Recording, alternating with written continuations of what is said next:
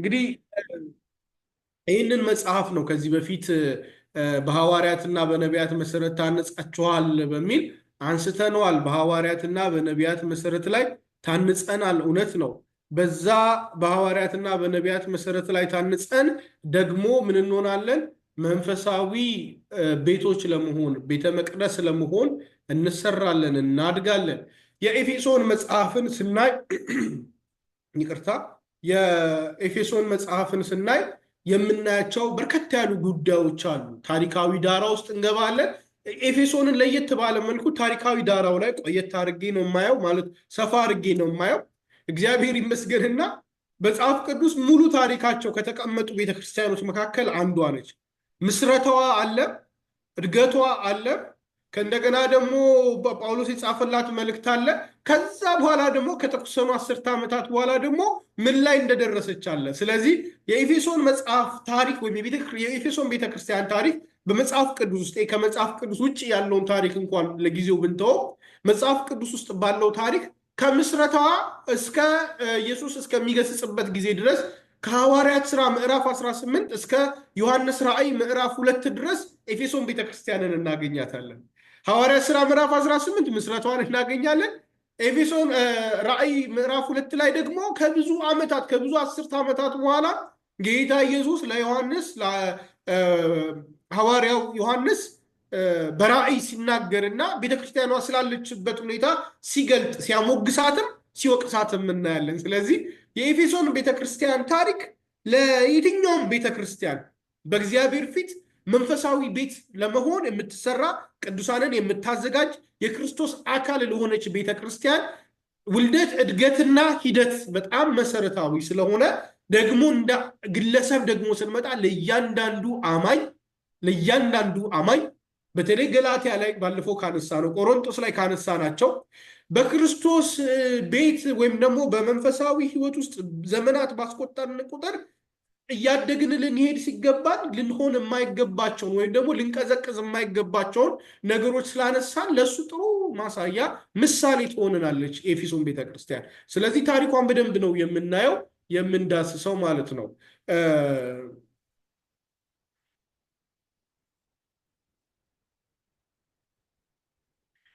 ታሪካዊ ዳሯ ላይ ስንሄድ የኤፌሶን ከተማ እጅግ በጣም ስትራቴጂክ የሆነች ስልታዊና መንፈሳዊ ማዕከል ነበረች። መንፈሳዊ ነው ያልኩት እንጂ የክርስቲያን ማዕከል አይደለም።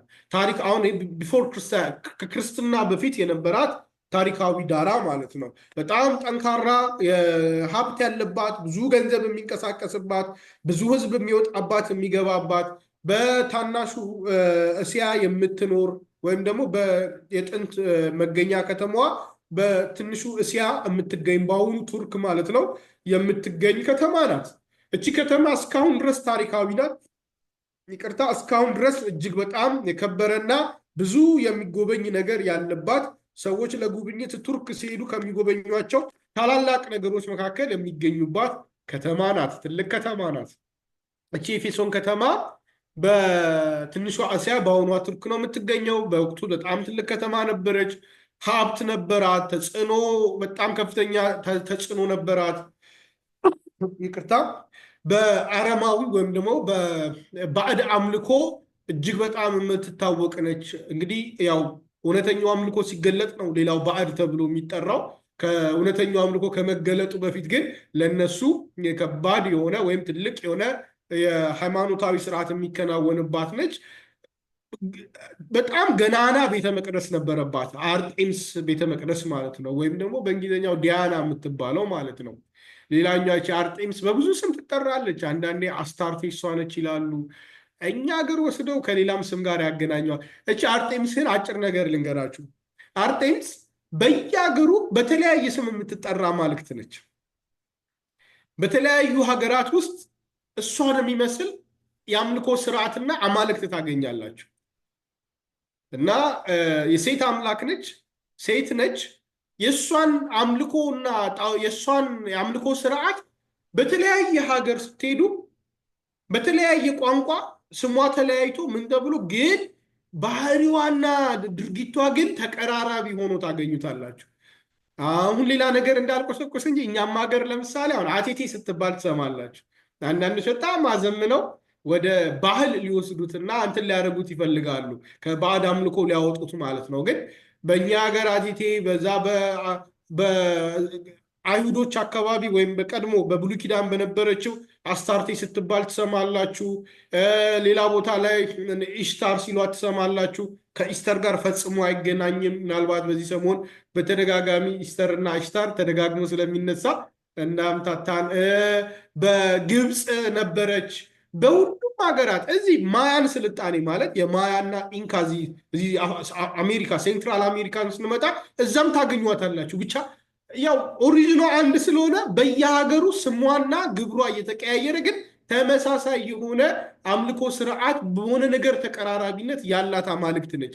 እቺ አማልክት ምን ያህል ገናና እንደነበረች የምትረዱት በዓለማችን ላይ ሰቨን ወንደርስ ኦፍ ደ ወርልድ የሚባሉት ሰባቱ የዓለም አስገራሚ የጥንታዊው ዓለም ቅርሶች የሚባሉት ለምሳሌ እንደ ታላቁ የቻይና ግንብ፣ እንደ በግብፅ የሚገኘው የጊዛ ፒራሚዶች፣ በሮም የሚገኘው ኮሎሰስ ኦፍ ሮደስ የሚባለው፣ በግሪክ ያለው ኦለምፐስ ወይም የአማልክት መኖሪያ የሚሉት ከተማ ልክ እንደነሱ ማለት ነው። አንዷ እቺ ነች የአርጤምስ ቤተ መቅደስ። ፍርስራሿ እስካሁን ድረስ አለና ላይክ የህንዱ ታጅ መሃል አይ ቲንክ ጠሯቸው መሰለኝ። እንግዲህ ረሳሁት ካለ እናንተ ጨምሩባቸው። ሰባቱ የዓለም ሰባቱ ድንቃድንቅ ቅርሶች ከሚባሉት ውስጥ አንዱ ይሄ ነው፣ አርጤምስ ነው፣ እዚህ ኤፌሶን የሚገኘው ማለት ነው። እና በጣም ምን ያክል እንግዲህ እስከዚህኛው ዘመን ድረስ የቆየ የቤተ መቅደስ አሻራ ከነበረ ምን ያህል ትልቅ መዋለ ንዋይ እንደፈሰሰና ትልቅ ግንባታ እንደተከናወነ ትረዳላችሁ። ልክ እንደ ግብፅ ፒራሚዶች፣ እንደ ቻይና ግንብ፣ እንደ በሮም እንደሚገኘው ይሄ አምፊቲያትሩ ልክ እንደዛ አሁንም ድረስ የቆየ ሪምናንት አላት ቤተ መቅደሷ ማለት ነው። እና በጣም ትልቅ አምልኮ የነበረባት አካባቢ ነች። ይህንን ሐዋርያት ሥራ ምዕራፍ 19 ቁጥር 27 ይህንን ማነሳው አለ ምክንያት አይደለም። የመጽሐፉ አንዱ ሲጻፍ የተጻፈበት ዓላማ ጋር የሚገናኝ ስለሆነ ነው። ጳውሎስም እዚች ከተማ ከሁሉም ጳውሎስ በሚስዮናዊ አገልግሎቱ አንድ ዓመት ተኩል የቆየባቸው ቦታዎች አሉ። በሁሉም ግን ሚስዮናዊ አገልግሎቱ ረጅም ጊዜ ቆየው ኤፌሶን ከተማ ላይ ነው። ለ3 ዓመት ቆይቶ ረጅም ጊዜ ቆየው በኤፌሶን ከተማ ነው።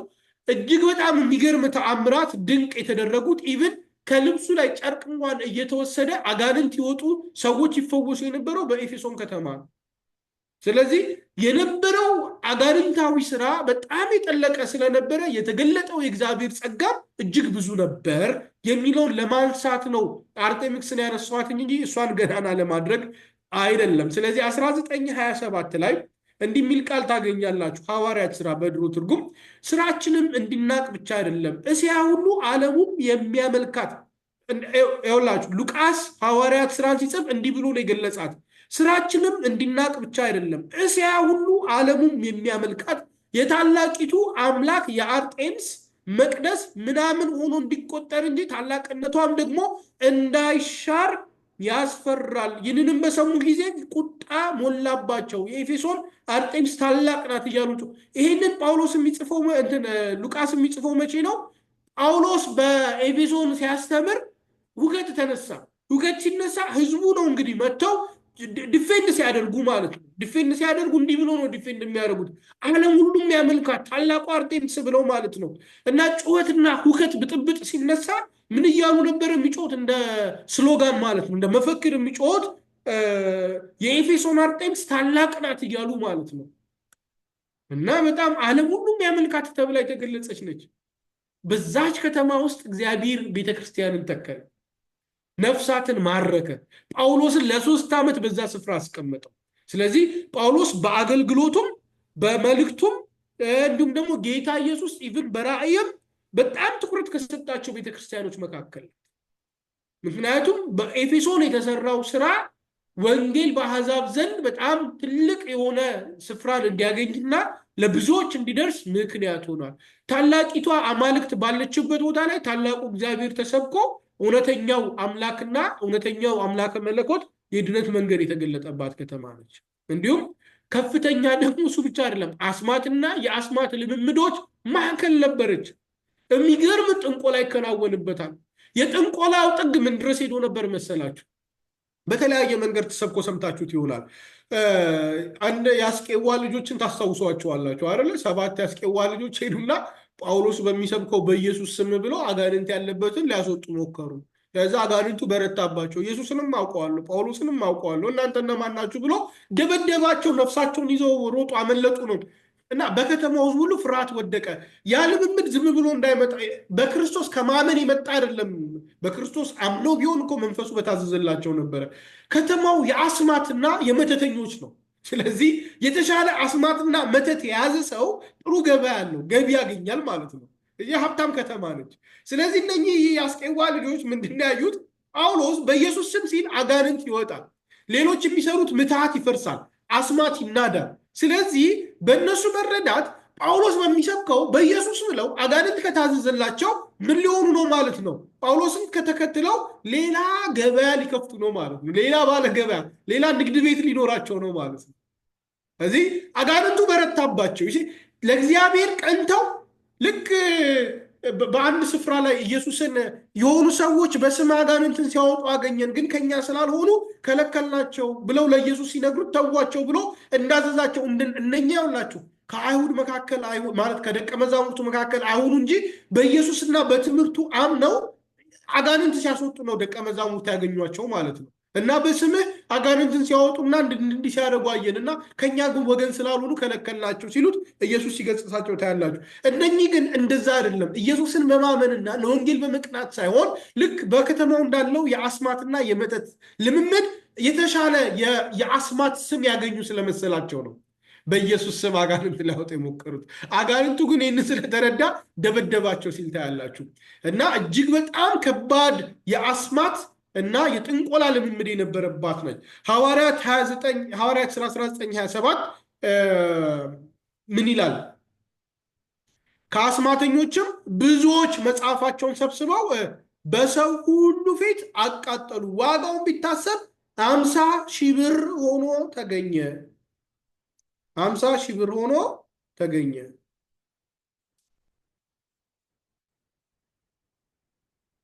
ምን አደረጉ? መጽሐፋቸውን፣ የአስማታቸውን፣ የመተታቸውን ምን አደረጉ? ይዘው መጡ። ይህንን ይዘው ሲመጡ በፊቱ ምን አደረጉ? አቃጠሉት። ሲያቃጥሉት ምን ሆነ? ይሄኛው በ50,000 ብር የሚገመት ሆነ። ቁጥሩን ይሄኛውን ጥቅስ 19:19 ነው። አርሙልኝ፣ ይቅርታ 19:27 ቀደም ያነበብኩት የኤፌሶኗ አርጤሜክስ ታላቅ ናት ያሉበት ነው። ይሄ እዚህ ከስር ፓወርፖይንቱ ላይ የጻፍኩት ጥቅስ 19:19 ላይ ነው ያለው። ከአስማተኞችም ብዙዎቹ መጽሐፋቸውን ሰብስበው በሰው ሁሉ ፊት አቃጠሉ። ዋጋውን ቢታሰብ 50,000 ብር ሆኖ ተገኘ። ሐዋርያት ሥራ 19:19 50,000 ብር የሚያወጣ እንግዲህ በዛን ዘመን ገንዘብ አስቡት። ከዛ እንግዲህም ይላል የጌታ ቃል በኃይል ያድግና ያሸንፍ ነበረ። ምን ያህል ጥንቆላና መተት እንደነበረ ተረዱት። እንግዲህ ጌታ ኢየሱስ እንኳን በ30 ብር ነው አይደል የተሸጠው። 50,000 ብር የሚያወጣ የጥንቆላ መጽሐፍ አምጥተው አቃጠሉ። የቤተ ክርስቲያን ምስረቷንና አገልግሎቷን ይህንን ደግሞ ሐዋርያት ሥራ ከምዕራፍ 18 ቁጥር 20 ጀምሮ ነው እስከ ምዕራፍ 20 ከምዕራፍ 18 እስከ ምዕራፍ 20 ነው የምናገኘው። ኤፌሶንን ጳውሎስ በሁለተኛው ሚስዮናዊ ጉዞ ነበረ ለመጀመሪያ ጊዜ ኤፌሶንን የጎበኛት። 18:19 እስከ 21 ታገኛላችሁ። ኤፌሶንን ከጎበኘ በኋላ በምኩራብ ገብቶ ከአይሁድ ጋር ከተነጋገረ በኋላ እንዲቆይላቸው ሲለምኑት አይ ግድ የለም ወደ ኢየሩሳሌም መሄድ ይገባኛል፣ ከዛ በኋላ ስመለስ እጎበኛችኋለሁ ብሏቸው ተመልሶ ይሄዳል። ቸኩሎ ነው ተመልሶ የሚሄደው። ግን በሶስተኛው ጉዞ ተመልሶ ወደ ኤፌሶን ይመጣል። ከዛ ለ3 ዓመታት ያህል ይቆያል። በየትኛውም ከተማ ከቆየው እጅግ በጣም የረዘመን ጊዜ ነው በዚህ ስፍራ የቆየው። አጠር አድርጌ እኔን ታሪክ ያስቀመጥኩት።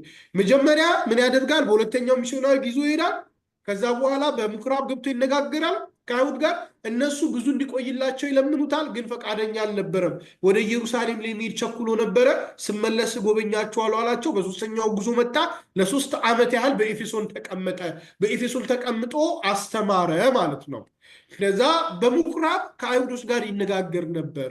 ግን ምኩራብ መነጋገር ሲጀምር ተቃውሞ እየበረታ እና ቆይልን ካሉት በኋላ በሶስተኛው ጉዞ መጥቶ ሲቆይ ሲያስተምር ከፍተኛ የሆነ ተቃውሞ ተነሳ። ያ ሁከት ሲነሳ ምን አደረገ? ወደ ጢራኖስ የሚባል ትምህርት ቤት ሄደና እዛ ለሁለት ዓመታት በየቀኑ እያስተማረ ቆየ ማለት ነው። ለሁለት ዓመት ያክል በየቀኑ እያስተማረ ቆየ። ይህንን ክፍል እንዳለ ምዕራፍ 19 ላይ ከቁጥር 9 ጀምሮ ብናነብ እናገኘዋለን። እንዲህ ይላል። አንዳንዶች ግን እልከኞች ሆነው በሕዝብ ፊት መንገዱን እየሰደቡ ባላመኑ ጊዜ ከእነርሱ ርቆ ደቀ መዛሙርትን ለየ። ጢራኖስም በሚሉት በትምህርት ቤት ዕለት ዕለት ይነጋገር ነበር። በእስያም የኖሩት ሁሉ አይሁድም የግሪክ ሰዎችም የጌታን ቃል እስኪሰሙ ድረስ 2 ዓመት ያህል እንዲሆነ እግዚአብሔርም በጳውሎስ እጅ የሚያስገርም ታምራት ያደርግ ነበር። ስለዚህም ከአካሉ ጨርቅ ወይም ልብስ ወደ ድዌዎች ይወስዱ ነበር፣ ደዌያቸው የሚለቃቸው ነበር፣ ክፎች መናፍስትም ይወጡ ነበረ ብሎ ይነግረናል ማለት ነው። ከዛ በኤፌሶን ጳውሎስ በኩል ብዙ ተአምራት ተፈጸሙ፣ ፈውስ ሆነ፣ እርኩሳት መናፍስት ወጡ፣ ድዌዎች ተፈወሱ። በተለይ ደግሞ የአርጤምስን ጣዖት ለሰሩ የእጅ ጥበብ ባለሙያዎች የአካባቢውን ኢኮኖሚ አናጋባቸው፣ ገበያቸውን አናካባቸው። ስለዚህ በከተማው ሁከት ተነሳ፣ በጠበጡ አደራጁበትና ሁከት አስነሱ ማለት ነው። ከዛ የተወሰኑ ሰዎችን አደራጅተው የኤፌሶን አርጤምስ ታላቅ ናት እያሉ በከተማው እየጮሁ በቃ ከባድ ሰልፍ በከተማው አስነሱበት ማለት ነው። የዚህን እንግዲህ ሙሉ ታሪክ እጅግ በጣም ደስ የሚል ስለሆነ ጳውሎስ በኤፌሶን የገጠመውን ነገር ከምዕራፍ 18 ተነስታችሁ ሐዋርያት ሥራ እስከ ምዕራፍ 20 ድረስ ድጋሚ እንድታነቡ ወደኋላ ሪፈር አድርጌያለሁ ማለት ነው። እኔ ግን አለፍ ልበል። የቤተ ክርስቲያኒቱ ባህሪዋና የነበራት ጥንካሬ ምንድን ነበረ? በጳውሎስ ረጅም የማስተማር አገልግሎት ምክንያት የኤፌሶን ሰዎች በመንፈሳዊ እውቀት የበለጸጉ ነበሩ፣ ወይም ደግሞ ስር የሰደዱ ነበሩ። እነኚህ ከጊዜ የተነሳ አሁን ጳውሎስ የጻፈላቸው መልእክት፣ የኤፌሶን መልእክት እንዴት ጠንካራ ያለ መሰላችሁ? በጣም ጠንካራ መልእክትን የጻፈላቸው። ምክንያቱም ረጅም ጊዜ ወስዶ ኢንቨስት አድርጓል። ያችን ቤተክርስቲያን ብዙ አስተምሯታል። ከመንፈስ ቅዱስ ጋር ሰርቷል በዛች ቤተክርስቲያን ላይ። ስለዚህ ጻፈው መለኮታዊ ስነ መለኮታዊ አንድምታው እጅግ በጣም ጠንካራ የሆነ ትምህርት ነው በኤፌሶን ምን ያደረገው ጳውሎስ ያስተማረው ማለት ነው። በኋላ ጳውሎስ ማስተማር ብቻ አይደለም፣ ኤፌሶን በጣም ትልቅ የጌታ ኢንቨስትመንት ነች በነገራችን ላይ። ከዛ መጋቢ ማን እንደተላከላት ታውቃላችሁ? ጢሞቴዎስ ነው የተላከላት። ጢሞቴዎስ መጋቢ ተደርጎ ተላከ ማለት ነው። አንደኛ ጢሞቴዎስ 1:3 ላይ እንዳገኛላችሁ። ጢሞቴዎስን በዛ ያሉትን እንዲያስተምር፣ የስህተት ትምህርቶችን እንዲከላከል፣ ከባድ የምካቴ ስራ እንዲሰራ ይልካል ማለት ነው። ራእይ ላይ ስትሄዱ ጌታ ሐዋርያት ሳይሆኑ ሐዋርያንን የሚሉትን ስላወገዝካቸው ስላባረርካቸው ኮርቼ ባለው ብሎ እግዚአብሔር ጌታ ኢየሱስ ይመሰክርላችኋል። ራእይ ላይ ስትሄዱ ማለት ነው። ከባድ የምካቴ ስራ ነው የተሰራባት። ከባድ እግዚአብሔር መንፈስ እና አገልግሎት ነው የተገለጠባት የኤፌሶን ከተማ ማለት ነው። ቤተክርስቲያኗ በጣም በእግዚአብሔር ስር ሰዳ ያደገች ነች። ስለዚህ ትምህርተ መለኮቷ ከባድ ነው፣ ጠንካራ ነው። ሲያስተምርም ጳውሎስ እንዲህ እያባበለ አይደለም የሚናገረው፣ ከሆነ ሌቭል ተነስቶ እንደሆነ ይገባችኋል ማለት ነው። እና ቤተክርስቲያኗ ደግሞ ብዙ ነገዶች አሉባት። አይሁዶች አሉ፣ አሕዛብ አሉ፣ ልዩ ልዩ ከተለያየ የመጡ አሕዛብ አሉ። እንግዲህ ስለ ቆሮንቶስ ስናወራ ስለ ቱርክ እና የግሪክ ከተሞች በደንብ አንስተናል መግቢያቸው ላይ። ሶሪ ወደ እሱ አልመለስም። ኤፌሶንም የሃይማኖት ማዕከል ነች። የክርስትና ብቻ ሳይሆን በወቅቱ የነበረው የዛ የአርጤምስ አምልኮ ሴንተር ስለነበረች ከመላው ዓለም ሕዝብ ይመጣል። ብዙ ነገድ አሉ። እንግዲህ ከዛ ውስጥ ደግሞ ወደ ኤፌሶን ቤተክርስቲያን የተቀላቀሉ ሰዎች አሉ ማለት ነው። ስለዚህ በዋነኛነት አሕዛብ የሚባሉ ልዩ ልዩ ባክግራውንድ ያላቸው ወይም አመጣጥ ያላቸው አሕዛብ በትውልድ ዘር ሐረጋቸው አይሁድ ያልሆኑ አሕዛቦች አሉ። ከእንደገና ደግሞ በዘር ሐረጋቸው አይሁድ የሆኑ በዛች ቤተክርስቲያን ውስጥ አሉ። ስለዚህ እነኚህን ሁለቱ አካል አንድ አካል ሆነው ማለት ሁለት አካል ስል አሕዛብና አይሁዳውያን በክርስቶስ አንድ አካል ሆነው ስለመኖር ነው የሚማሩት ማለት ነው። የመጽሐፉ ኮር ፖይንትም እዛ ውስጥ ታገኙታላችሁ። በመካከላችሁ ያለውን የጥሉን ግድግዳ አፈረሰው ይላል ጳውሎስ ኤፌሶን ላይ። የጥሉ ግድግዳ አፈረሰ ሲል በሰውና በእግዚአብሔር መካከል ስላሉ የጥል ግድግዳ አይደለም የሚያወራው፣ በተመረጡትና በተገረዙትና ባልተገረዙት መካከል ማለት ነው። በአይሁድና በአሕዛብ መካከል የነበረውን ግድግዳ በኢየሱስ ክርስቶስ አፈረሰው። ምክንያቱም ኢየሱስ በመስቀል ላይ በሰውና በእግዚአብሔር መካከል የነበረውን የጥል ግድግዳ እንዳፈረሰው ሁሉ አሁን ደግሞ በተመረጡትና ባልተመረጡት የእግዚአብሔር ሕዝብ በተባሉትና አሕዛብ በተባሉት መካከል የነበረውን ግድግዳ አፈረሰው። ስለዚህ ሁለቱን ሕዝብ ምን አድርጓል? አንድ ሕዝብ አድርጓል ማለት ነው። አሁን በፊት የእግዚአብሔር ሕዝብና አሕዛብ የሚባል ነበር። አሁን ግን በክርስቶስ ሁለቱን ወደ አንድነት ጠርቷቸዋል፣ አምጥቷቸዋል ማለት ነው። ስለዚህ ይህንን ሀሳብ ነው በተለይ ዋና ክፍል መጽሐፉን በኋላ አስተዋጽኦ ላይ እሱን ነው የምናየው። ከዚያ ጳውሎስ ከቤተ ክርስቲያኒቷ ጋር ያለው ግንኙነትና ፍቅሩ ምን ነበረ? መልእክቱን የጻፈው በነገራችን ላይ ከእስር ቤት ሆኖ ነው። ጳውሎስ ይህን መልእክት 3 ዓመት አስተምሮ ይበቃቸዋል ብሎ አልተውም። እስር ቤት ሆኖ በመጀመሪያ የሮም እስሩ ነው ይህንን መልእክት የጻፈላቸው። የሚያበረታታ ጥልቅ ስነ መለኮትና አንድነትን የሚጠይቅ ጽሑፍን የጻፈላቸው። እግዚአብሔርን ዘላለማዊ ዓላማ አጽንዖት ሰጥቶ ነው የጻፈላቸው። እግዚአብሔር ዘላለማዊ ዓላማ 2 ቴም ነው ያለው። በኋላ ስለማይሆነው አማላንሳው 2ቱን ቴም ማለት የእግዚአብሔር የድነት ስራን ያነሳል፣ ከዛ ከነሱ የሚጠበቅ ስራን ያነሳል ማለት ነው። እግዚአብሔር ይህን ሰርቷል፣ እናንተ ደግሞ ይህን ስሩ ነው የሚላቸው። ስለዚህ የእግዚአብሔርን ዘላለማዊ ዓላማ ማለት ነው። በድነት ውስጥ የሰራውን ዓላማ ከምዕራፍ 1 እስከ 3 ከዛ ከ4 እስከ 6 ደግሞ 6 ምዕራፍ ነው። 3 ቦታ ስንከፍለው ከ1 እስከ 3 እግዚአብሔር የሰራው የድነት ስራ፣ ከ4 እስከ 6 ደግሞ እኛ ልንሰራ የሚገባንን የአማኞች ስራ የሚገልጽ ማለት ነው። በዛ መልኩ ነው የተከፋፈለው። ከእንደገና የቤተ ክርስቲያንን አንድነት እና መንፈሳዊ ጦርነት ምናልባትም በመንፈሳዊ እጅግ በጣም ጨለማ በሆነች ከተማ ውስጥ በጣም ከባድ የሆነ የባዕድ አምልኮ ባለባት ሀገር እና ከተማ ውስጥ ብዙ ተጽዕኖ ተግዳሮት ባለ፣ ምክንያቱም አርጤምስ አማልክት ብቻ ሳትሆን የገቢ ምንጭ ጭምር ነች። የገቢ ምንጭ ጭምር ስለሆነች ስደቱ ከባድ ነው። ሰዎች በመተዳደር ሰዎች በኤፌሶን ከተማ ላይ የቤተ ክርስቲያን እያደገች መምጣት ማለት የዛኛው ገቢ እየቀነሰ መሄድ ማለት ነው። የዛኛው ገቢ እየቀነሰ ሄደ ማለት ደግሞ ለገዢዎቿ፣ ለባለስልጣኖቿ፣ ለአካባቢው ተወላጆች ከባድ አደጋ ነው። ስለዚህ በልምዳቸው ላይ፣ በባህላቸው ላይ፣ በኢኮኖሚያቸው ላይ፣ በማህበራዊ መዋቅራቸው ላይ የተቃጣ ጥቃት ነው የክርስቶስ ትምህርት ማለት ነው። የክርስቶስ ትምህርት ስለዚህ አብዝተው አምርረው እና ጨክመው ነበር የሚዋጉት ማለት ነው ይህንን ትምህርት። የኋለኛው ቤተክርስቲያኒቱ ሁኔታ ምን ይመስል ነበር? እንግዲህ ጳውሎስ የኤፌሶንን መልእክት ከሮም እስር ቤት ሆኖ ከጻፈላቸው በኋላ ከብዙ 10 ዓመታት በኋላ ምን ሆነ ስንል ኢየሱስ በራእይ ውስጥ በሐዋርያው ቅዱስ ዮሐንስ በኩል በፍጥሞ ደሴት እያለ ለኤፌሶን ቤተክርስቲያን ተናገራል። ምን አለ? ድካማቸውን ጽናታቸውንና ሐሰተኛ ሐዋርያትን አለመቀበላቸውን ያመሰግናቸዋል። ግን አመስግኖ ብቻ ግን አይተውም። ነገር ግን የቀደመውን ፍቅራቸውን በመተው ደግሞ ይገስጻቸዋል ማለት ነው። ምስጋናውን ከ2 እስከ 3 ወቀሳውን ደግሞ 2-4 ላይ ታገኛላችሁ። ስለዚህ ንስሐ እንዲገቡና ወደ ክርስቶስ ያላቸውን የቀደመ ፍቅር እንዲመለሱ ጥሪ ያደርግላቸዋል። በንጽጽር ሁለቱን ላስቀምጥ፣ ስለ ፍቅራቸው ማለት የተወቀሱበትም የተመሰገኑበትም ነገር ስለሆነ ጳውሎስም ያመሰገናቸው ስለዚህ ጉዳይ ነው። ጳውሎስ ምን ብሎ እንዳመሰገናቸው እንመልከት። ምዕራፍ 1 ቁጥር 15 ላይ ኤፌሶን ላይ ስለዚህ እኔ ደግሞ በእናንተ ዘንድ ስለሚሆን በጌታ በኢየሱስ ስለማመንና ለቅዱሳን ሁሉ ስለሚሆን መውደድ ሰምቼ ስለ እናንተ እያመሰገንኩ ስጸልይ ስለ እናንተ ማሳሰብን አልተውም አላቸው። ምን አይነት ፍቅር እንደነበራቸው ተመልከቱ። በአዲሱ ትርጉም ደግሞ ላንብብላችሁ። ስለዚህ በጌታ በኢየሱስ ስላላችሁ እምነት ለቅዱሳንም ሁሉ ስላላችሁ ፍቅር፣ ለቅዱሳንም ስላላቸው ፍቅር ማለት ነው። ስላላችሁ ፍቅር ከሰማሁበት ጊዜ አንስቶ በጸሎቴ እያስታወስኳችሁ ስለ እናንተ ምስጋና ማቅረብን አላቋረጥኩም ይላቸዋል ጳውሎስ። ጌታ ኢየሱስም ራእይ ላይ መጥቶ አንድ ጥሩ ነገር ካነሳላቸው ነገር መካከል ምንድን ነው?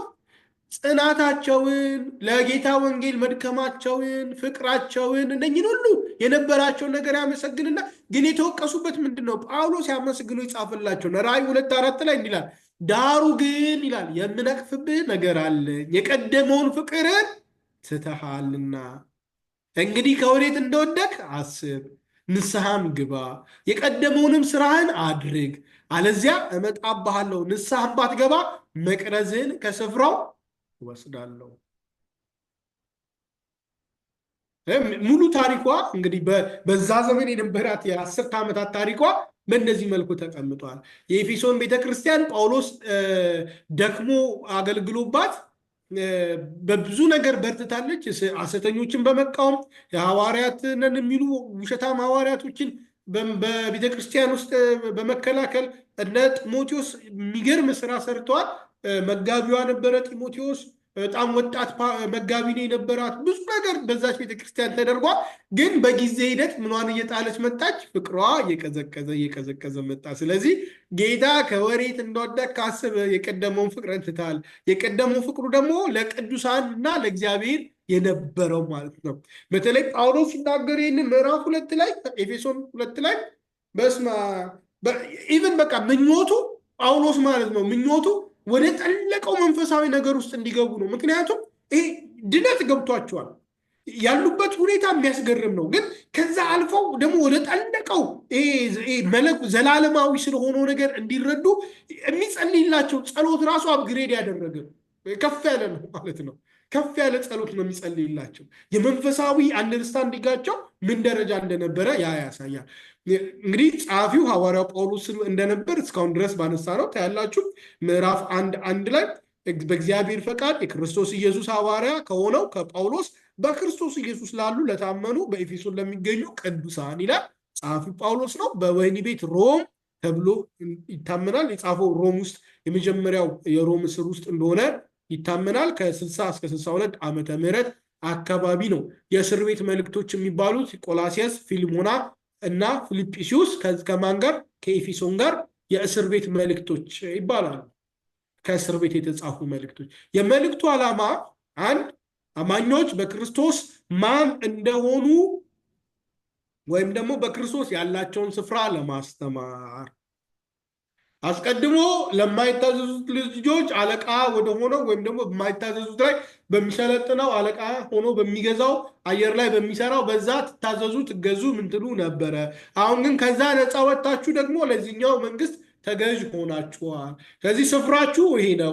በክርስቶስ የትንሣኤውን ጉልበት ይነግራቸዋል። ኢየሱስን ያስነሳውን የትንሣኤውን ጉልበት ይነግራቸውና ያ የትንሣኤው ጉልበት ከሞት ካስነሳው በኋላ በሰማያዊ ስፍራ በአብ ቀኝ ያስቀመጠው ካለ በኋላ እናንተም ደግሞ ከክርስቶስ ጋር በአብ በሰማያዊ ስፍራ ተቀምጣችኋል እያለ ይነግራቸዋል። ስለዚህ በክርስቶስ አማኞች ማን ናቸው? ራሳቸው እንዴት አይዴንቲፋይ ይደረጋሉ? ያላቸው ስፍራ ምንድን ነው የሚለውን ነገር ለማስተማር ከእንደገና ቤተክርስቲያን በተለይም በአይሁድና በአሕዛብ መካከል ያለውን አንድነት ለማብርታት ልዩነት እንዳይመጣ አይሁድ ለብቻ አሕዛብ ለብቻ ማለት አሁን የሆነ ዘመን ላይ አይሁድን እነኚህ ጌታን የሰቀሉ አይነት ስሜት እንዳይመጣ ማለት ነው። አይሁድ ሰቀሉት አይደለም የሚለው ሰቀሉት፣ ቀሳውስቱ ሰቀሉት፣ እንትኖቹ ሰቀሉት ሲባል አንዳንድ ይሄ ነገር እኮ አሁን ድረስ መጥቶ እኛ ቀሳውስት ምናምን ሲባል ጌታን የሰቀሉ ነው የሚታየን እንጂ ጌታን በፍቅር በቅናት የሚያገለግሉ እንዳይታየን ሆኖብናል አይደለም።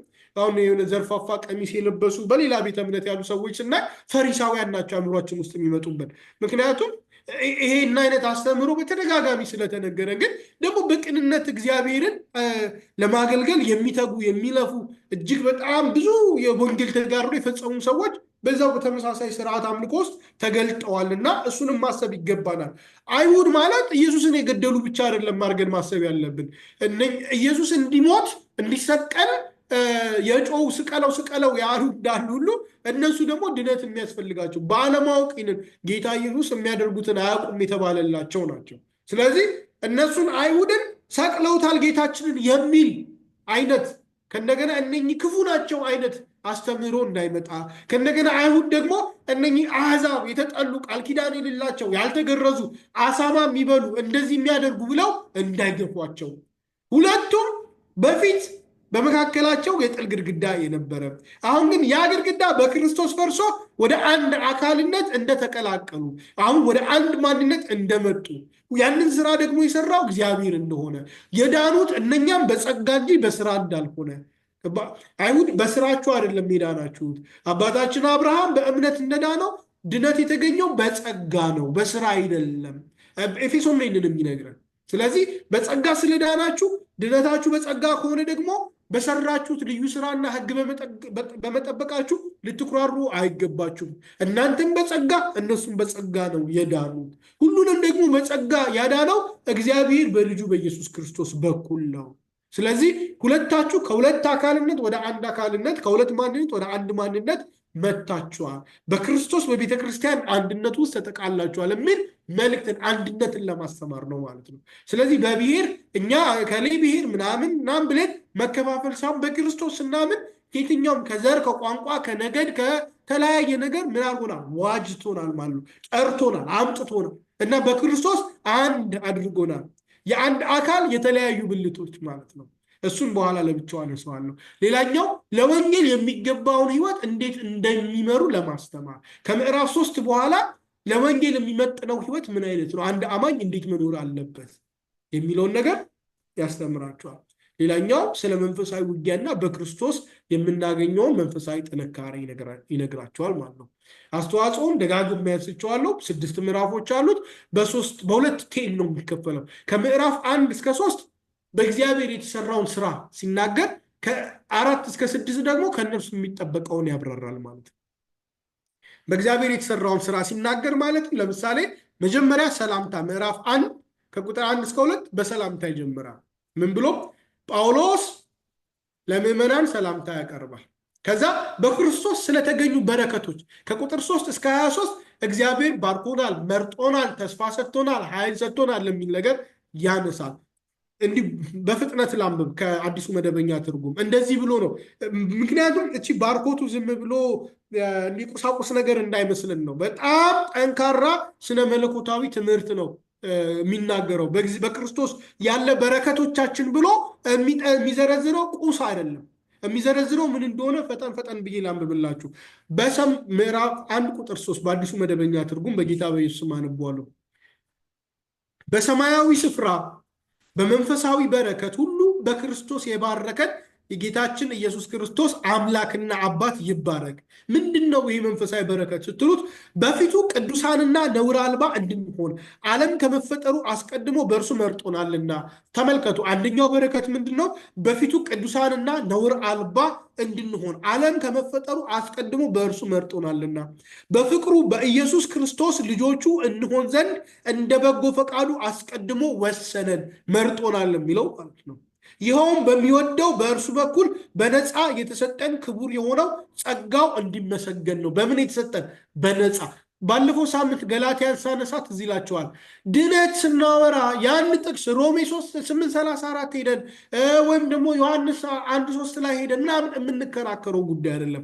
መጽሐፉ ሁሉ የሚናገረው በእምነት በጸጋ እንዲያው በቃ በእግዚአብሔር ስጦታ ድናችኋል፣ ጸድቃችኋል የሚል ሀሳብ ነው። ስለዚህ ወንጌል ስንመሰክር ለእኛም ስንረዳ እንደው ኢየሱስ ያድናል የሚለው የቱ ጋር ነው? ምን የሚለው ጥቅስ ነው ብለን አይደለም መፈለግ። መጽሐፍ ሁሉ የሚናገረው ስለ ኢየሱስ አዳኝነት ነው፣ የጸጋ አዳኝነት ነው። ሰው በስራው እንደማይጸድቅ ነው። ገላትያ ሙሉ ያንን እንደሚያወራ ይሄኛውም ይቅርታ የኤፌሶን መጽሐፍም ከምዕራፍ 1 እስከ 3 ድረስ ይህንን ሀሳብ ነው ደጋግሞ የሚያነሳው። ምን ይላል? በእርሱ በኩል በነፃ የተሰጠን ክቡር የሆነ ጸጋው እንዲመሰገን ነው። በእርሱም እንደ እግዚአብሔር ጸጋ ባለጠግነት መጠን በደሙ በተደረገ ቤዛነት። በምን? በደሙ። ገላትያ ላይ አንስቻለሁ። ለስርየት ምን ያስፈልጋል? ቤዛነት ያስፈልጋል፣ ምትክ ያስፈልጋል። ስለዚህ ቤዛ ሊሆን የሚችል ደግሞ ማን ነው? ምትክ መሆን የሚችል ነው። ስለዚህ ያንን ምትክ ደግሞ ማን ነው?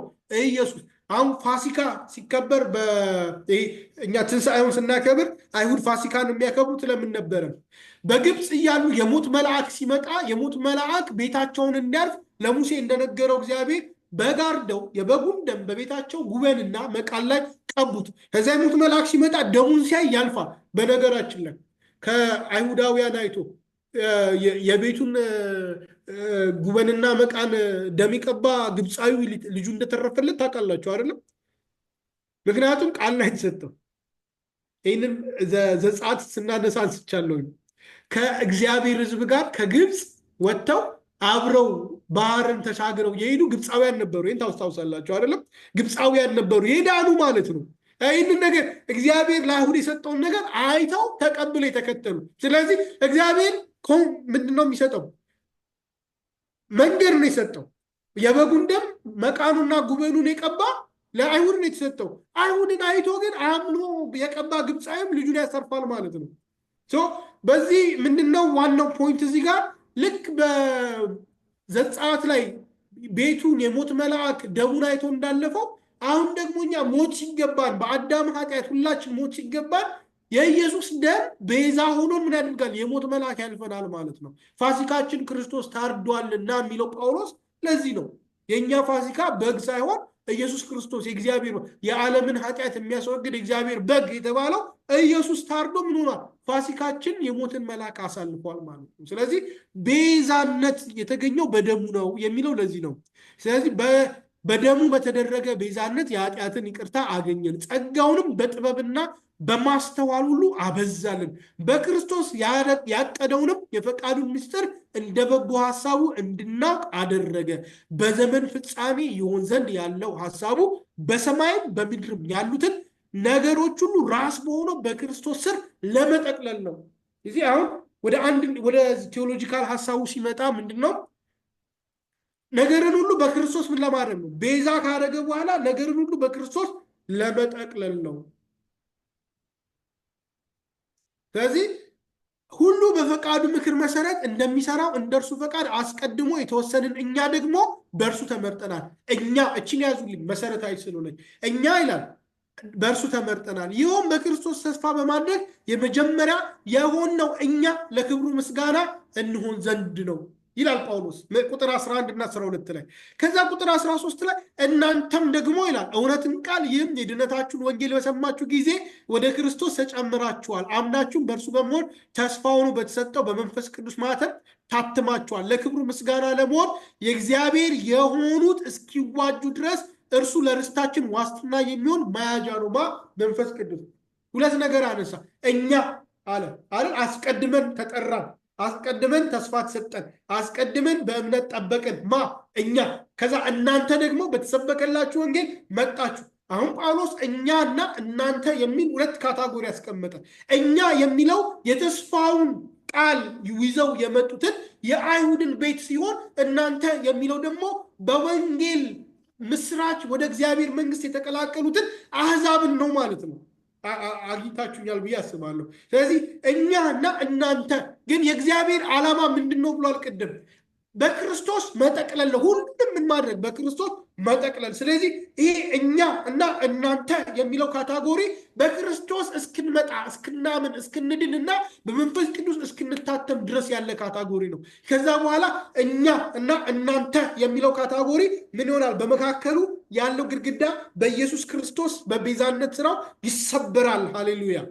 ከዛ በኋላ እኛና እናንተ የሚል ወይም እነሱና እኛ የሚል ግድግዳ ይሰበርና ሁላችንም አንድ አካል እንሆናለን። ለዚህ ነው እዚሁ ኤፌሶን ላይ ጳውሎስ አንዲት ቤተክርስቲያን፣ አንዲት ጥምቀት፣ አንዲት ሃይማኖት እያለ የሚናገረው።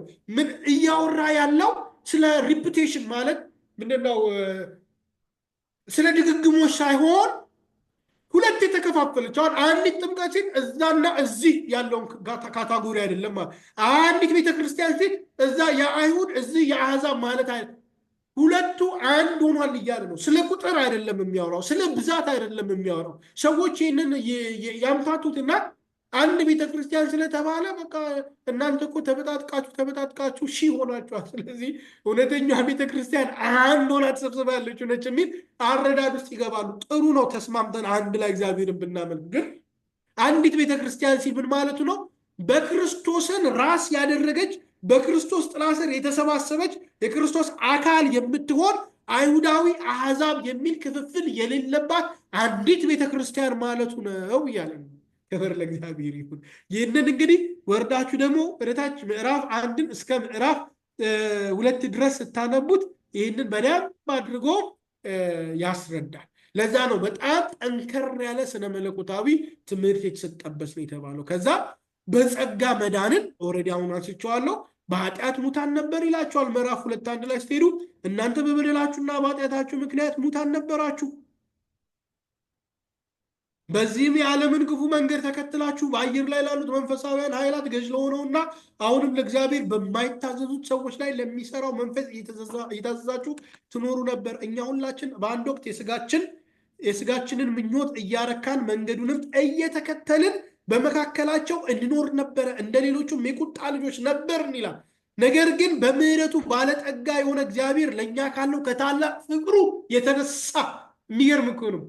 እንዲህ ዝም ብሎ ከታላቅ ፍቅሩ የተነሳ ነው ምሕረቱ ያደረገው። በበደላችን ሙታን ሆነን ሳለን በክርስቶስ ሕያዋን አደረገን ማለት ነው። ስለዚህ በነገራችን ላይ ወንጌል ስንሰብክ ስንመሰክር ለሌሎች አንዳንዶች እኔ ጥሩ ስራ ሰራለሁ፣ እኔ በተለይ እዚህ ሀገር ሰዎች መልካም ነኝ፣ በኃጢአት መጥፎ ስራ አትስራ፣ ክፉ አቱን፣ በሰው ላይ አትመቀኝ እንጂ እግዚአብሔር ልብህን ነው የሚያዩ ይላሉ። ኖ እግዚአብሔር ልብን ሲያይ እምነትን ያያል። በማን ነው የምታምነው የሚለውን ያያል። ስለዚህ ጥሩ ሰው ግን በጌታ ያልሆነ ሰው መዳረሻው ገነት ነው ብላችሁ እንደማታምኑ ተስፋ አደርጋለሁ። ጥሩ ሰው መዳረሻው በክርስቶስ ካላመነ ቃሉ ነው የሚለው፣ እኔ አይደለም የምፈርደው። ሲኦል ጥሩነቱ ማለት በአሁን የቡዲዝም እምነት ተከታዮች በዲሲፕሊን እስከኛ በጣም በብዙ ልቀው ልተዋቸው ትችላላችሁ። በጣም ዲሲፕሊንድ ናቸው፣ በጣም ዲሲፕሊንድ ናቸው። ያ ማለት ግን የመንግስተ ሰማይ ቁልፍ በእጃቸው ነው ማለት አይደለም። ቁልፉ በዲሲፕሊንነት ሳይሆን በክርስቶስ የደሙ ቤዛነት የሚገኝ ነው። ከዛ በኋላ ግን ይኸውላችሁ መካከለኛ መሆን አይቻልም። የእግዚአብሔር እንሆናለን ወይ ደግሞ በዚህ ሰማይ ላይ ለሚሰራው አለቃ መንፈስ ተገዥ እንሆናለን። የሚገርመው ነገር ሰዎች በጣም የሚያስደነግጠኝ የሚያስፈራኝ ነገር ሰዎች አምነን ወደ እግዚአብሔር መንግስት ካልመጣንና እግዚአብሔር ለሚገዛው መንግስት ተገዥ ካልሆንን በፈቃዳችን ማለት ነው ባይ ዲፎልት ለዛኛው ጌታ ተገዥ ነን። ያኛው ጌታ ፈቃዳችንን አይጠይቅም። በክርስቶስ ጥላ ስር እስካልገባን ድረስ የእሱ ነን። ያስፈራል አይደል? ይኸውላችሁ በኢየሱስ ክርስቶስ አምኖ በኢየሱስ ጥላ ስር ያልመጣ ሰው በሰይጣን አላምንም ቢል ክጄዋለሁ ቢል ምን ቢል ማለት ነው በኢየሱስ ጥላ ስር ያልገባ ሰው ወደደም ጠላም በዛኛው ተገኝ። እኔ አይደለሁም ያልኩት መጽሐፉ ነው የሚለው። ስለዚህ መሀል ቤት መሀል ሰፋሪ የለም። ወይ የክርስቶስ ነን ወይ በሰማይ ላይ አለቃ ለሆነው መንፈስ ተገዢዎች ነን። በእነሱ ላይ ስልጣን እንዳለው ይናገራል መጽሐፉ። ስለዚህ መሀል ቤት የለም ማለት ነው። ጨዋ ደግ ሆኖ ምስኪን ሆኖ ዝም ብሎ እኔ ሃይማኖተኛ አልወድም ምናምን ብሎ መኖር የለም ማለት ነው። እግዚአብሔር ሃይማኖትንም አይጠላም። የሚጠላው ምንድን ነው? ዋናውን የእግዚአብሔርን ሀሳብ ለሰው ስርዓት መካድንና መጣልን ነው የሚጠላው። ሌላኛው በክርስቶስ የተገኘን አንድነት በተለይ ከቁጥር 11 ጀምሮ እቺ በጣም መሰረታዊ ነገር ነች። ስለዚህ እናንተ ቀድሞ በትውልድ አሕዛብ የሆናችሁ በአካል ላይ በሰው እጅ ከተደረገው የተነሳ ራሳቸውን ተገርዘናል በሚሉት ያልተገረዙ የተባላችሁ ያን አስታውሱ። በዚያ ዘመን ከክርስቶስ ተለይታችሁ ከእስራኤል ወገንነት ርቃችሁ ለኪዳኑም ተስፋ ባዕዳን ሆናችሁ በዓለም ላይ ያለ ተስፋና ያለ እግዚአብሔር እንደነበራችሁ አስታውሱ። ይሄ የሁላችንም የህይወት ታሪክ ነው። አይሁድ ያልነበርን በደማችን። አሁን ግን እናንተ ቀድሞ ርቃችሁ የነበራችሁ በክርስቶስ ኢየሱስ ቀርባ ሆናችሁ በክርስቶስ ደም አማካኝነት ቀርባችኋል። አይገርም? ወደ ቃል ኪዳኑ የቀረብነው በደሙ አማካኝነት ነው። ሁለቱን አንድ ያደረገ፣ ሁለቱን ሲል ምንና ምንን? አሕዛብንና አይሁድን አንድ ያደረገ፣ የሚለያየውንም የጥል ግድግዳ ያፈረሰ ሰላማችን እርሱ ራሱ ነውና። ይሄኛው የጥል ግድግዳ በክርስቶስ የመስቀል ስራ የፈረሰው በሰውና በእግዚአብሔር መካከል ካለው የጥል ግድግዳ የተለየ ነው። ይሄኛው በአሕዛብና በቃል ኪዳኑ ሕዝቦች መካከል ያለ፣ እነሱ የእሱ ሲባሉ እኛ ደግሞ የሰይጣን ሆነን የቆየንበት አሕዛብ ሆነን እንደ ልባችን እየወጣን እየገባን የነበርንበትን የጥል ግድግዳ በመካከላችን እኛና እናንተ እሱና እነሱ የሚባለውን ያፈረሰ ማለት ነው። ሰላማችን እርሱ ራሱ ነውና ሕግንም ከትእዛዛቱና ከስርዓቱ ጋር በስጋው ሻረ። ዓላማውም ከሁለቱ አንድን አዲስ ሰው፣ ይህንን ያዙልኝ። ዓላማውም ከሁለቱ አንድን አዲስ ሰው በራሱ ፈጥሮ ሰላምን ለማድረግ ነው። በሁለቱ መካከል ጥል ነበረ። ምን አይነት ጥል ነበረ? ይሄኛው የኃጢአት ባሪያ ነው፣ ያኛው የቃል ኪዳን ሕዝብ ነው። ስለዚህ የቃል ኪዳን ሕዝብና ምንድነው ቃል አስቀድሞ ሲናገር ከማዕፀን ጀምሮ አንደኛው ሌላኛውን ምን ይገፋፋሉ እኮ ነው አይደለም? ይገፋፋሉ። አንደኛው ተረከዙን ይዛል፣ ይገፋፋሉ። የተስፋይቱና በአብርሃም ልጆች መካከል አስታውሳችሁ፣ በኢስማኤልና በይስሐቅ መካከል ጥል ነበረ እኮ በመካከላቸው። የቃል ኪዳኑ እና ከቃል ኪዳን ውጭ የተወለደው መካከል ጥል አለ። ያ ጥል የኖረ ነበረ። ስለዚህ አሁን ኢስማኤልንም ይስሐቅንም በክርስቶስ ምን አደረጋቸው? በደሙ ዋጃቸው ማለት ነው። ከዋጃቸው በኋላ ሁለቱን ወደ አንድ አካል አዲስ ሰው ፈጠረ። ይሄም ምንድነው? በሁለቱ መካከል ያለውን ጥል ያፈረሰ ነው ማለት ነው። ከዛ ምን ይላል መሰላችሁ? ጥልን በገደለበት በመስቀሉም ሁለቱን በዚህ በአንድ አካል ከእግዚአብሔር ጋር አስታረቀ።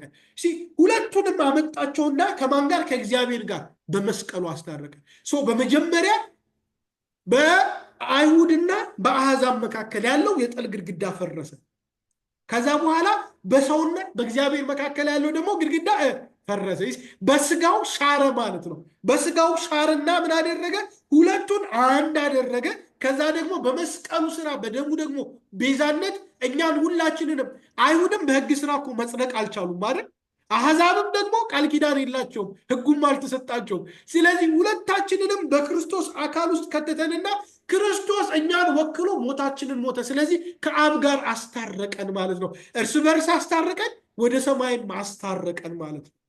ስለዚህ መጥቶም ርቃችሁ ለነበራችሁት ለእናንተ፣ ቀርቦ ለነበሩትም ለእነርሱ ሰላምን ሰበከ። ሁላችንም በእርሱ አማካይነት በአንዱ መንፈስ ወደ አብ መቅረብ እንችላለንና። ተመልከቱ፣ መጀመሪያ እግዚአብሔር አብ በልጁ የሰራውን ስራ ነገረን።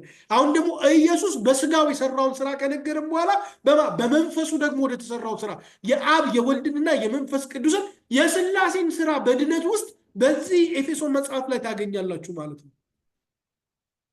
ከዚህ የተነሳ እናንተ ከቅዱሳን ጋር የአንድ አገር ዜጋ የእግዚአብሔርም ቤተሰብ አባል ናችሁ እንጂ ከእንግዲህ መጻተኞችና እንግዶች አይደላችሁም፣ በሐዋርያትና በነቢያት መሰረት ላይ ታንጻችኋል ያለው ለዚህ ነው።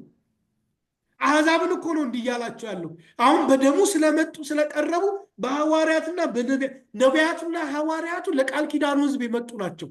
እነኝህን ሰዎች ግን በወንጌሉ የምስራች የዚህ ወደዚህ መሰረት አመጣቸው። በዛው ላይ ነው እናንተ ታንጻችሁ ያደጋችሁት። መሰረት ውስጥ አልነበራችሁም፣ ግን አሁን በክርስቶስ ምን ሆናችኋል? ተጠርታችሁ መታችኋል። በእርሱ ሕንፃ ሁሉ እያለ ቅድም ያነበብኩትን ነገር ማለት ነው። መንፈሳዊ ቤት ለመሆን እንሰራለን። እግዚአብሔር ይባርከው። ጳውሎስ የሚገርም ነገር ነው በቃ በዚህ ውስጥ የገለጠው ጳውሎስ። ከዛ ስለ ተልእኮውና ጸሎት የሚጸልየው ምን እንደሚጸልይ ታውቃላችሁ? በዚህ ምክንያት ይላል፣ እኔ ጳውሎስ ለእናንተ ለአሕዛብ ክርስቶስ ኢየሱስ እስረኛ ሆኛለሁ፣ ለእናንተም ጥቅም ሲባል ስለተሰጠኝ የእግዚአብሔር ጸጋ መጋቢነት በእርግጥ ሰምታችኋል። ቀደም ሲል ባጭሩ እንደጻፍኩት በመገለጥ እንዳውቀው የተደረገ ሚስጥር ነው። ይህንን እነ ጴጥሮስ እና ኬፋ አይደሉም የሚያስተማሩ። እግዚአብሔር በመገለጥ ነው ይህንን ነገር ምን ያደረገው? እንዳውቀው ያደረገኝ። ከዛ ሲጸልይላቸው በጣም በቃ የሚያስገርም ጸሎት ነው የሚጸልይላቸው ማለት ነው። እንዲገባቸው እንዲረዱት የሚፈልገው ነገር። ሌላኛው ይህንን የድነቱን ነገር እስከ ምዕራፍ 3 ላይ ከጨረሰ በኋላ ማለት ነው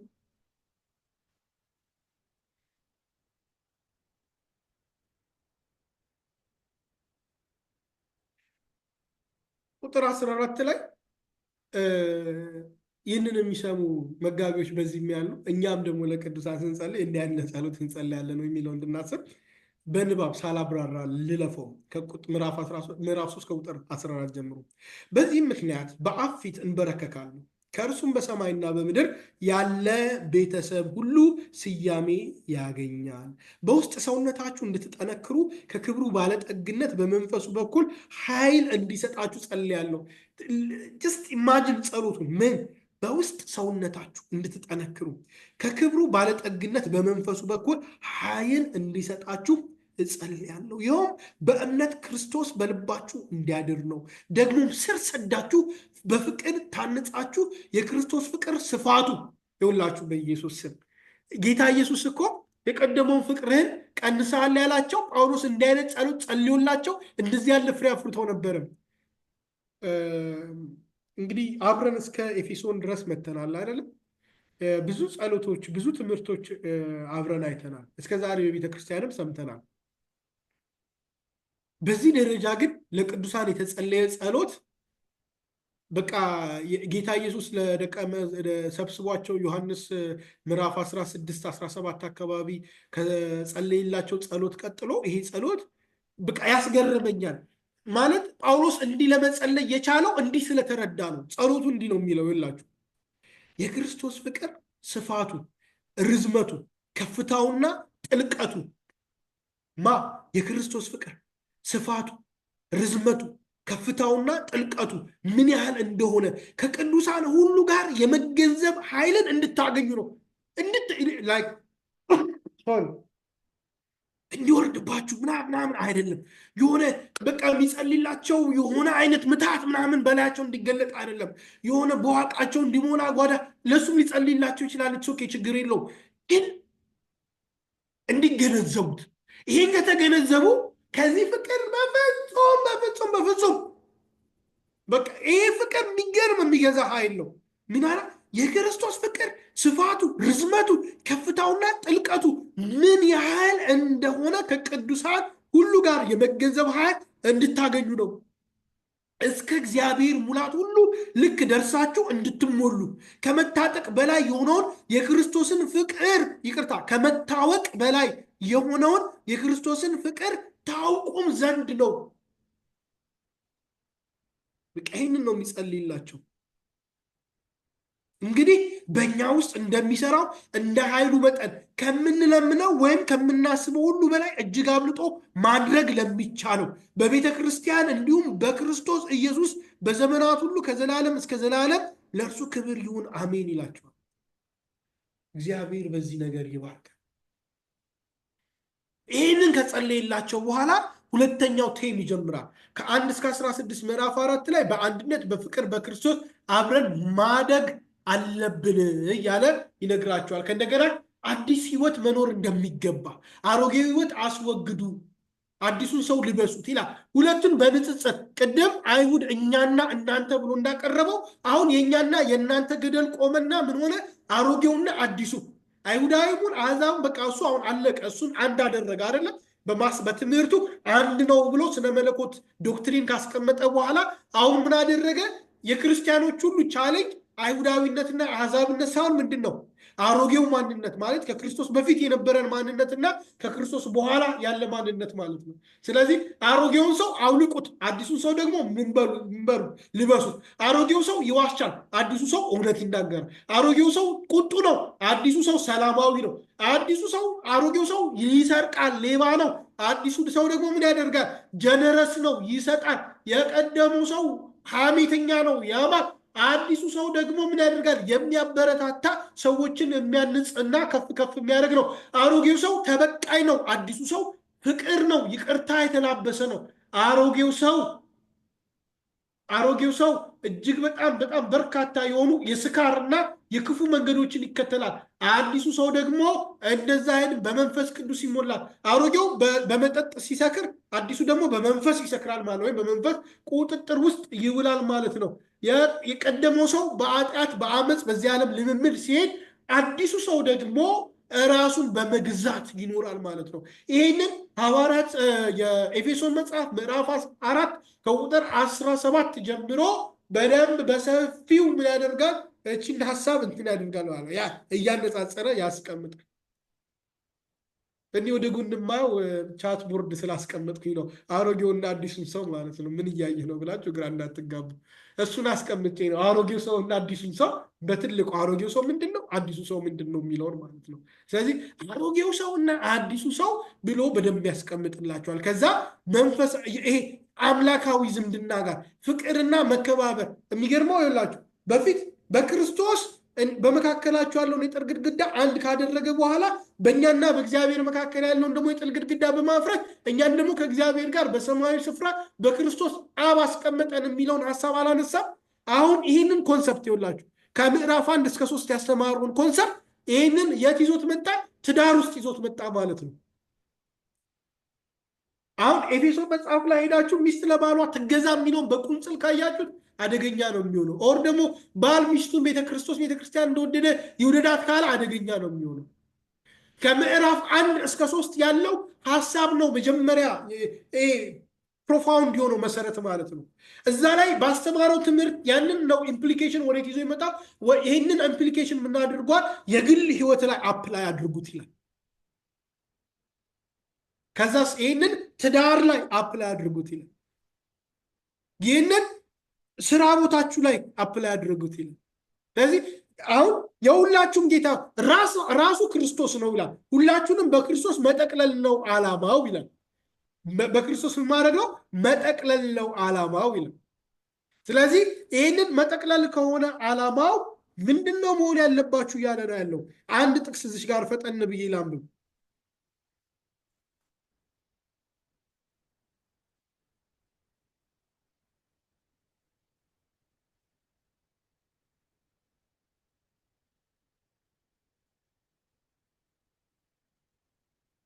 ምዕራፍ 5 ላይ እንግዲህ እንደተወደዱ ልጆች እግዚአብሔርን ምሰሉ። ይቅርታ አንድ ጊዜ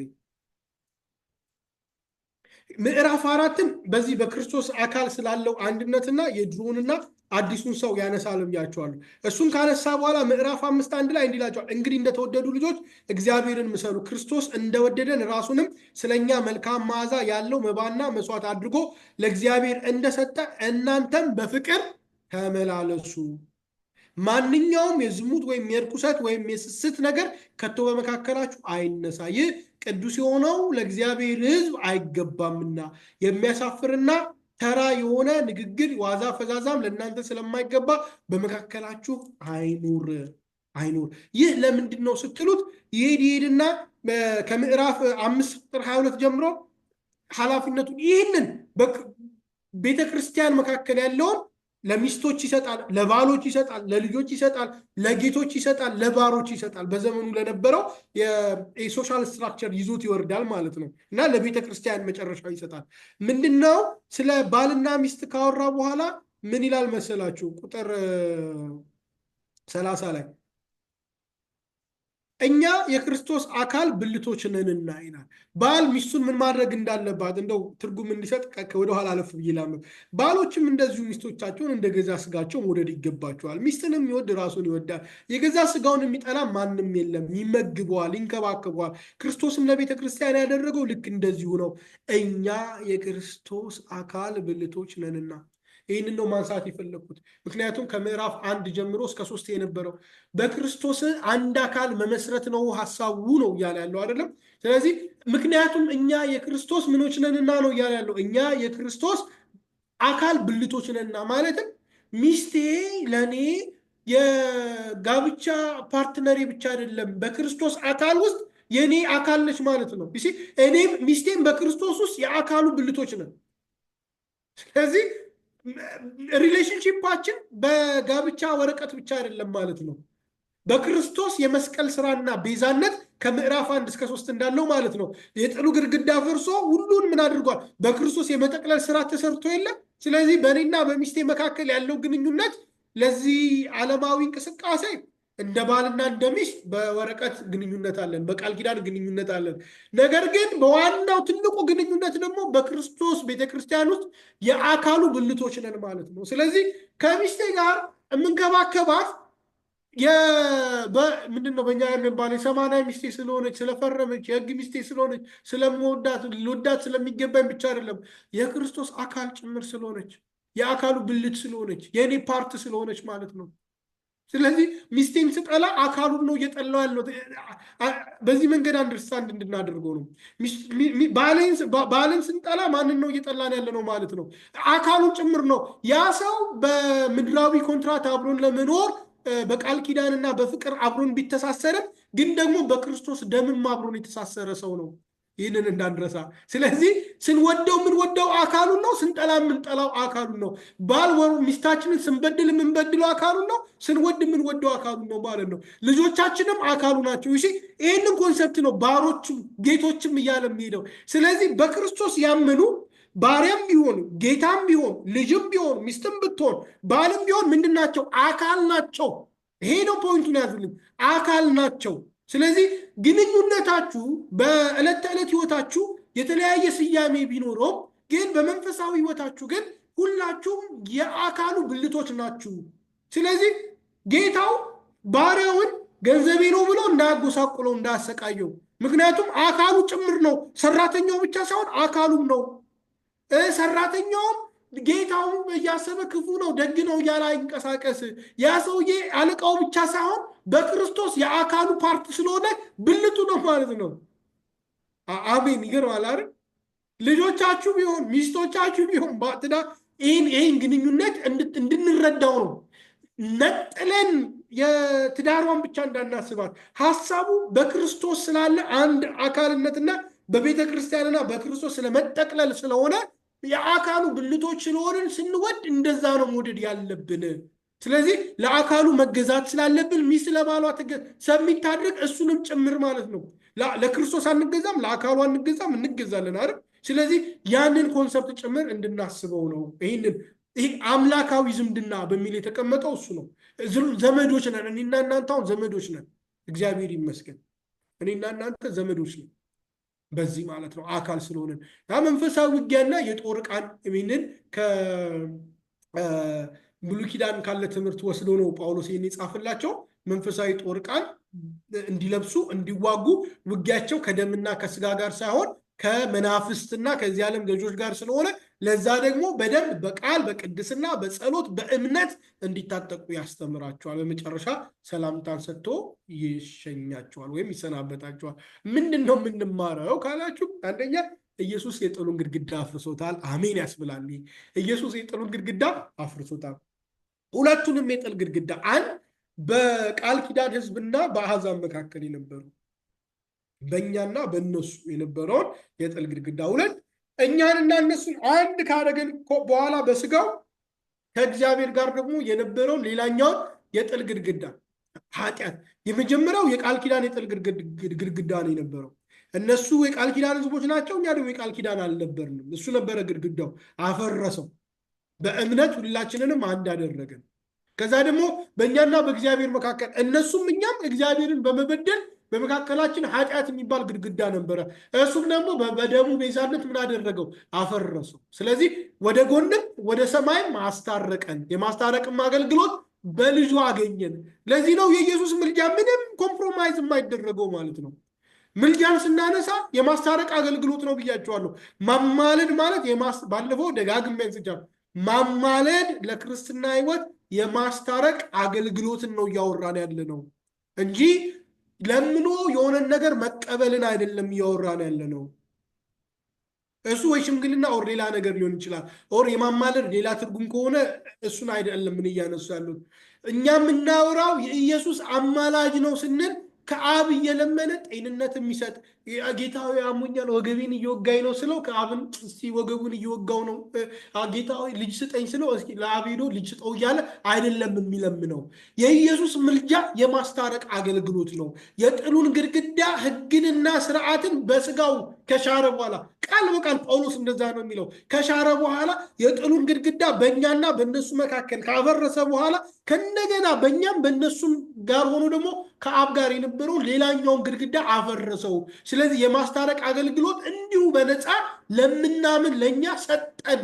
በነፃ ተቀበልን፣ በእምነት ተቀበልን፣ በስራ አይደለም የሚለን ይህንን ነው። ስለዚህ ምልጃ በአዲስ ኪዳን በኢየሱስ ክርስቶስ የማስታረቅ አገልግሎት ነው። ይሄ ደግሞ በመስቀሉ የተሰራ በደሙ ቤዛነት የተገኘ ነው።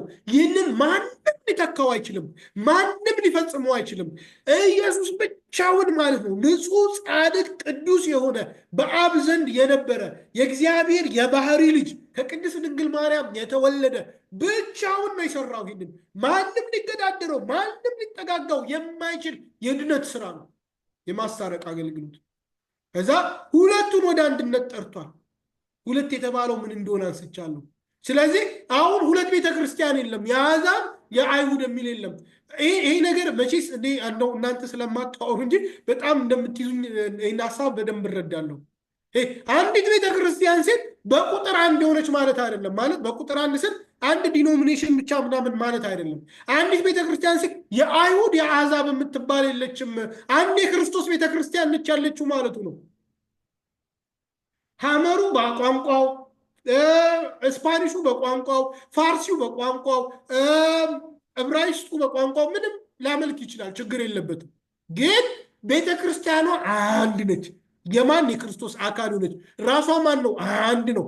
ኢየሱስ ክርስቶስ። ለተለያዩ ጸጋ ስጦታዎች በቤተ ክርስቲያን ውስጥ ለአንዱ ሐዋርያነት፣ ለአንዱ ነቢይነት ራሱ ነው ኤፌሶን ላይ የሚለው፣ ለአንዱ ጥበብ መናገር የሰጠው ማን ነው? አንዱ መንፈስ ቅዱስ። ስለዚህ በአንዱ መንፈስ ቅዱስ አንዱን እግዚአብሔርን አንዱን አምላክ እንድናመልክ ልዩ ልዩ ስጦታ ተሰጡ። ግን አንዲት ቤተክርስቲያን ነች ያለችው። የማ ቤተክርስቲያን?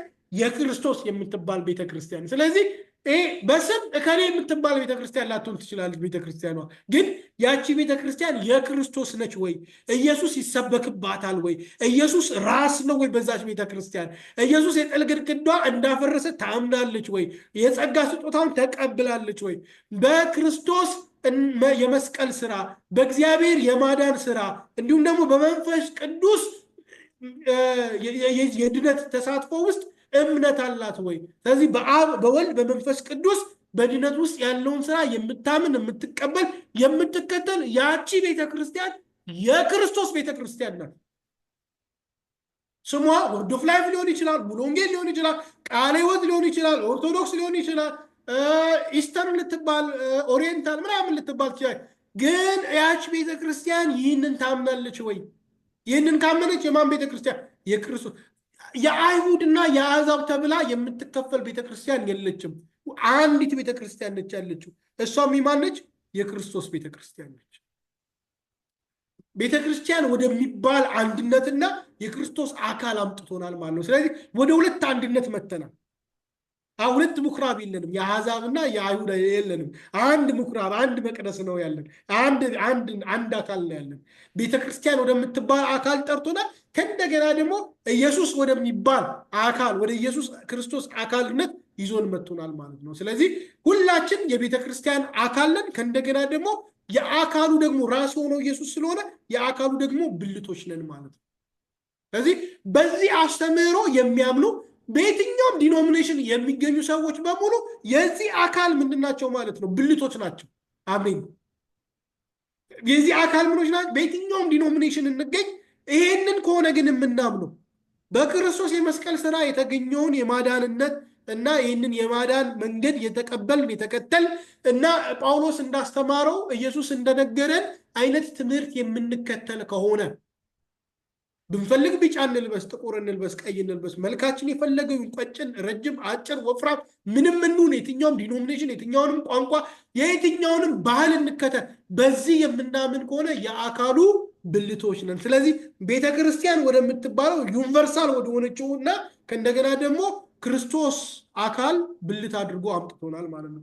ይቅርታ፣ ይህን ነው የሚያስተምረን። ሌላኛው አሮጌውን በአዲስ ማንነት ተክቷል። አዳማዊ ማንነት አሁን በኢየሱስ ከሆናችሁ አሁን ከዚህ በኋላ እናንተ መካከል የሚኖረው ነገር ትግላችሁ መሆን ያለበት ከደምና ከስጋ ጋር ሳይሆን ከመንፈስና ከዚህ ዓለም ገዢዎች ጋር ነው። ስለዚህ ውጊያችሁ መንፈሳዊ ነው። አሮጌውን ማንነት አውልቁ፣ አዲሱን ማንነት ልበሱ። ይህንን ደግሞ መንፈስ ቅዱስ በእናንተ ውስጥ የድነትን ስራ ይፈጽማል፣ ለቤዛነት የታተማችሁበት ነው ብሎ ቅድም ምዕራፍ 2 እንደተናገረ ማለት ነው። ይህንን ስራ ይሰራል። ሌላኛው ሁሉን ያደረገው ማን ነው ይላል? አንዱ እግዚአብሔር ነው። አንዱ መንፈስ ልዩ ልዩ ስጦታ ሰጥቷል፣ ግን ሁሉን ያደረገው አንዱ እግዚአብሔር ነው። ስለዚህ አንድ እግዚአብሔር እያመናችሁ አንድ እግዚአብሔር እየተከተላችሁ እናንተ የዚህ አካል ብልቶች ሆናችሁ በአንድነት ተመላለሱ የተባልነው ማለት ነው። ስለዚህ ኤፌሶን የሚያስተምረን ይህንን ነው። እግዚአብሔር አምላክ በዛን አይነት መረዳት የሚገርማችሁ ለኤፌሶን በጣም የተጸለየላቸው ጳውሎስ ይህንን እንዲረዱ አልጸለየላቸውም። የተጸለየላቸው የክርስቶስን ፍቅር ስፋቱን፣ ርዝመቱን፣ ጥልቀቱን እንዲረዱት፣ በቃ ይህንን እንዲረዱት የርስት ባለጠግነት ማለት ምን ማለት እንደሆነ እንዲገባቸው ነው ተጸልይላቸው። ይህንን ግን መረዳት የሚችል መንፈሳዊ ልቀት ጋር እንደነበሩ በትምህርት ደረጃቸው ባስተማራቸው ትምህርት መረዳት እንችላለን። እግዚአብሔር አምላክ በዚህ እውነት ይባርከን፣ የዚህ አካል ያድርገን። በስራችን፣ በቤታችን፣ በትዳራችን፣ በአገልግሎታችን የምናገኛቸው በክርስቶስ አምነው ወንድም እህት የሆኑ ሰዎች የኛ አካል እንደሆኑ እንረዳ። ይህንን ነገር እግዚአብሔር አምላክ ይስጠን፣ ይጠብቀን፣ በዚህ ይባርከን። ደግሞ ኤፌሶን ቆይታ ከ10 ዓመታት በኋላ ፍቅሯን እንደጣለች የተጸለየላትን ነገር ነው የጣለችው። ያንን ፍቅር ነው የጣለችው። ከዚህ ይህንን መልስ አዲስ እንደተባለችው በኢየሱስ ስም በእኔና በእናንተ ውስጥ የወደቀ የተጣለ የተተወ የተረሳ ወይም ደግሞ የቀዘቀዘ ለክርስቶስ ያለ ፍቅር በኢየሱስ ስም እንዲታደስ ጸልያለሁ። እግዚአብሔር አምላክ ይባርካችሁ።